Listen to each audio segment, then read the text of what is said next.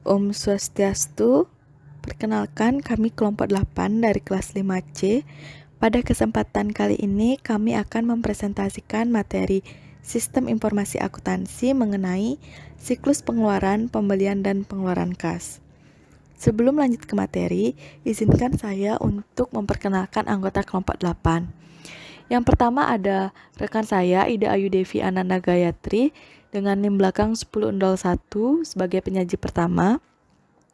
Yang kedua ada saya sendiri, Niputu Sinta Karisma Dewi, dengan NIM belakang 1052 selaku penyaji kedua. Dan yang ketiga ada Logede Wendis Canberra dengan NIM belakang 1093 sebagai penyaji ketiga. Adapun pokok pembahasan yang akan kami bahas pada presentasi kali ini, yang pertama mengenai sistem informasi siklus pengeluaran, yang kedua mengenai pemesanan bahan baku, perlengkapan, dan jasa, yang ketiga mengenai penerimaan, yang keempat mengenai menyetujui faktur pemasok, dan yang terakhir mengenai pengeluaran kas. Baik, untuk materi yang pertama akan disampaikan oleh rekan saya. Om Swastiastu. Perkenalkan, nama saya Ida Ayu Devi Ananda Gayatri. Di sini saya akan membahas materi tentang sistem informasi siklus pengeluaran. Siklus pengeluaran atau expenditure cycle adalah serangkaian aktivitas bisnis dan operasi pemrosesan informasi terkait yang terus-menerus berhubungan dengan pembelian serta pembelian barang atau jasa. Aktivitas siklus pengeluaran dasar terdiri dari yang pertama ada pemesanan bahan baku, perlengkapan dan jasa. Yang kedua ada penerimaan bahan baku, perlengkapan dan jasa. Yang ketiga ada menyetujui faktur pemasok, dan yang terakhir ada pengeluaran kas. Seperti kebanyakan organisasi besar, AOE menggunakan sebuah sistem ERP. Pada gambar tersebut menunjukkan porsi dari sistem ERP yang mendukung aktivitas bisnis siklus pengeluaran AOE. AOE seperti kebanyakan perusahaan menggunakan pemrosesan batch untuk membayar pemasoknya. Setiap hari, para bendahara menggunakan sistem pemrosesan inquiry untuk meninjau faktur yang jatuh tempo dan menyetujui pembayarannya. AOE membuat pembayaran ke beberapa pemasok yang lebih besar menggunakan Financial Electronic Data Interchange atau FEDI, tetapi masih tetap mencetak cek kertas bagi banyak pemasok yang lebih kecil. Ketika sebuah pembayaran elektronik funds transfer diotorisasi atau sebuah cek dicetak, sistem tersebut memperbarui file utang, faktur terbuka, dan buku besar umum.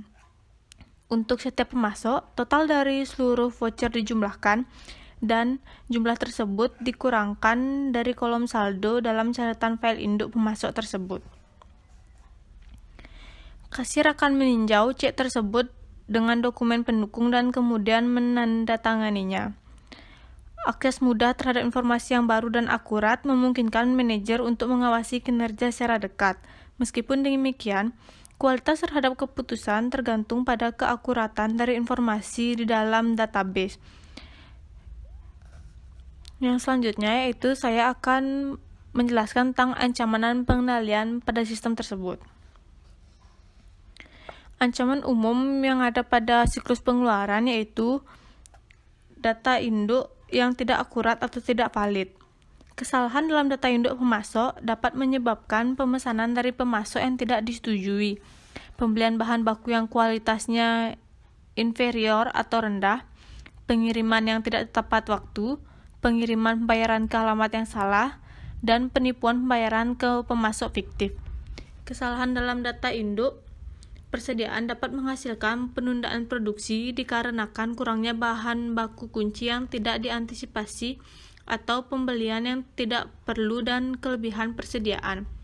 Kesalahan dalam data induk pembelian dapat menghasilkan pembelian yang tidak diotorisasi dan kegagalan untuk memanfaatkan diskon yang telah dinegosiasi.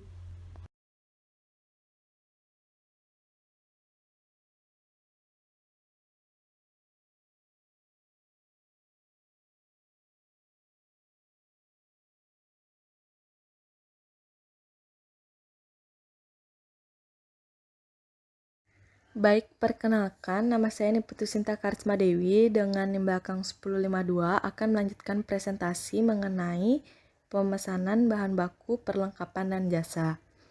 Nah, jadi aktivitas pertama dalam siklus pengeluaran adalah memesan bahan baku, perlengkapan, dan jasa. Para akuntan dan sistem profesional perlu memahami praktik terbaik dalam mengelola persediaan karena catatan persediaan yang tidak akurat dapat menimbulkan masalah yang signifikan bagi perusahaan. Dalam prosesnya, sesuai dengan pandangan tradisional, aktivitas mengelola persediaan lebih menekankan pada menjaga stok persediaan sehingga produksi dapat berlangsung tanpa gangguan. Bahkan jika persediaan yang digunakan lebih besar atau jika pemasok terlambat dalam pengiriman. Pendekatan tradisional biasanya disebut dengan Economic Order Quantity atau EOQ, karena pendekatan ini didasarkan pada perhitungan ukuran pesanan optimal untuk meminimalkan jumlah biaya pemesanan, penyimpanan, dan kehabisan stok.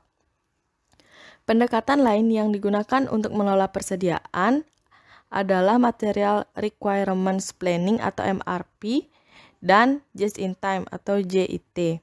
Baik sistem MRP atau JIT sama-sama bisa mengurangi biaya dan meningkatkan efisiensi, namun perbedaannya terletak pada penjadwalan produksi. Ancaman yang timbul dari aktivitas ini adalah catatan persediaan yang tidak akurat dan dapat menyebabkan kehabisan stok yang akan mengakibatkan pada hilangnya penjualan atau penyimpanan persediaan berlebih yang dapat meningkatkan biaya. Untuk mengurangi resiko ini, maka metode persediaan perpetual seharusnya digunakan untuk memastikan bahwa informasi mengenai stok persediaan selalu terbaharui. Oleh karena itu, diperlukan penggunaan teknologi informasi untuk mengeliminasi kebutuhan bagi entry data manual agar dapat meningkatkan ketepatan pencatatan persediaan perpetual. Baik, materi selanjutnya yaitu mengenai penerimaan. Ketika pengiriman tiba, seorang petugas penerimaan membandingkan nomor pesanan pembelian yang direferensikan pada slip pengepakan pemasok dengan pesanan pembelian terbuka untuk memverifikasi bahwa barang dipesan.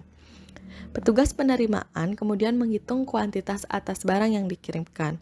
Sebelum melakukan rute persediaan ke gudang atau pabrik, petugas penerimaan juga harus memeriksa setiap pengiriman sebagai tanda-tanda atas kerusakan yang jelas. EDI dan teknologi satelit menyediakan cara lain untuk meningkatkan efisiensi logistik ke dalam. Pemberitahuan pengiriman di awal EDI menginformasikan perusahaan ketika produk telah dikirimkan.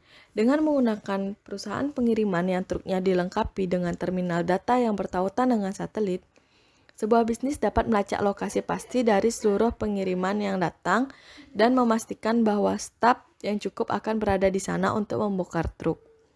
Para pengemudi truk juga akan diarahkan untuk dapat menarik ke dok pemuatan tertentu yang paling dekat dengan tempat yang mana barang akan digunakan. Ancaman yang sering timbul dari aktivitas ini adalah membuat kesalahan dalam menghitung barang yang diterima. Menghitung dengan benar kuantitas yang diterima sangat penting untuk memelihara catatan persediaan perpetual yang akurat. Ini juga memastikan bahwa perusahaan membayar hanya barang yang benar-benar diterima. Baik, sekian yang dapat saya presentasikan. Untuk materi selanjutnya akan dipresentasikan oleh rekan saya. Baik, terima kasih atas waktunya. Perkenalkan, nama saya Loge Dewendis Canberra dengan NIM belakang 1093.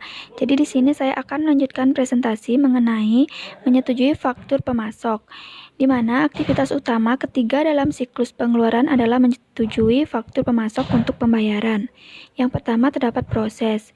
Departemen Bagian Utang menyetujui faktur pemasok untuk pembayaran. Jadi sebuah kewajiban hukum untuk membayar pemasok timbul pada saat barang diterima.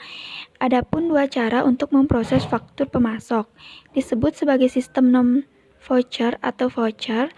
Dalam sebuah sistem non-voucher, Tiap-tiap faktur yang disetujui atau bersama dengan dokumen pendukung diposting ke catatan pemasok individual dalam file utang dan kemudian disimpan dalam file faktur terbuka. Ketika sebuah cek dituliskan untuk membayar sebuah faktur, paket voucher dihapuskan dari file faktur terbuka. Faktur ditandai dibayar dan kemudian paket voucher disimpan dalam file faktur dibayar. Kemudian dalam sebuah sistem voucher, sebuah dokumen tambahan yang disebut sebagai voucher pencairan juga dibuat ketika sebuah faktur pemasok disetujui untuk pembayaran. Voucher pencairan mengidentifikasi pemasok, mencantumkan faktur yang beredar dan mengindikasikan jumlah bersih untuk dibayar setelah dikurangi dengan diskon dan potongan yang berlaku. Kemudian yang kedua, ancaman dan pengendalian, di mana ancaman adalah kesalahan dalam faktur pemasok, seperti ketidaksesuaian antara harga yang dicantumkan dan harga aktual yang dibebankan atau salah hitung dari total jumlah jatuh tempo. Jadi akibatnya ketepatan matematis dari faktur pemasok harus diverifikasi dan harga serta kuantitas yang dicantumkan di sana dibandingkan dengan yang diindikasikan pada pesanan pembelian dan laporan penerimaan. Untuk pembelian kartu pengadaan, para pengguna harus disyaratkan untuk menyimpan tanda bukti dan memverifikasi ketepatan atas laporan bulanan. Kemudian mengadopsi pendekatan ERS, mengeliminasi potensi atas kesalahan dalam faktur pemasok karena perusahaan membayar dengan mencocokkan perhitungan dari apa yang mereka terima dengan harga yang dicantumkan ketika barang dipesan. Jadi meskipun demikian, penggunaan ERS membuatnya penting untuk mengendalikan akses terhadap file induk pemasok dan mengawasi seluruh perubahan yang dibuat terhadapnya karena file induk pemasok sekarang berisi informasi mengenai harga dari berbagai barang yang dibeli. Kemudian selanjutnya yaitu mengenai pengeluaran kas, di mana merupakan aktivitas final dalam siklus pengeluaran yaitu membayar pemasok. Yang pertama, terdapat proses. Jadi kasir adalah orang yang melapor ke bendahara, bertanggung jawab untuk membayar pemasok. Hal ini memisahkan fungsi penyimpanan yang dijalankan kasir dari fungsi otorisasi dan pencatatan yang dijalankan oleh masing-masing departemen pembelian dan utang. Pembayaran yang dibuat ketika utang mengirimkan kasir tersebut kepada sebuah paket voucher. Meskipun banyak pembayaran terus dibuat dengan cek, penggunaan EFT dan FEDI semakin meningkat. Yang kedua, terdapat ancaman dan pengendalian, di mana kegagalan untuk memanfaatkan diskon pembelian bagi pembayaran yang tepat waktu dapat menjadi mahal. Terdapat ancaman lain, yaitu membayar untuk barang yang tidak terima. Jadi pengendalian yang terbaik untuk mencegah ancaman ini adalah membandingkan kuantitas yang diindikasikan dalam faktur pemasok dengan kuantitas yang dimasukkan oleh pihak pengendalian persediaan yang menerima transfer atas barang-barang tersebut dari Departemen Penerimaan. Jadi banyak perusahaan mensyaratkan Departemen Pengendalian Persediaan untuk memverifikasi kuantitas dalam laporan penerimaan sebelum dapat digunakan untuk mendukung pembayaran faktur pemasok. Jadi verifikasi bahwa jasa yang dilakukan dengan cara ditagih lebih. Baik, sekian yang dapat kami presentasikan mengenai materi siklus pengeluaran. Kami mohon maaf apabila ada kesalahan selama presentasi, dan atas perhatian yang telah diberikan, kami ucapkan terima kasih. Baik, sekian yang dapat kami presentasikan mengenai materi siklus pengeluaran. Kami mohon maaf apabila ada kesalahan selama presentasi, dan atas perhatian yang telah diberikan, kami ucapkan terima kasih.